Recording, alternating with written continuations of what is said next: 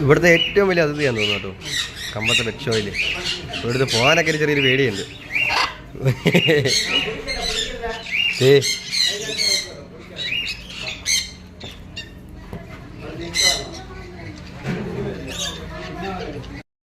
കമ്പത്ത് pet ഷോയ്ക്ക് വന്നതാ കാണാൻ വന്നത്. ഇത് കണ്ടോ, 2 പേരെൻ്റെ കയ്യിലിരിക്കുന്നു.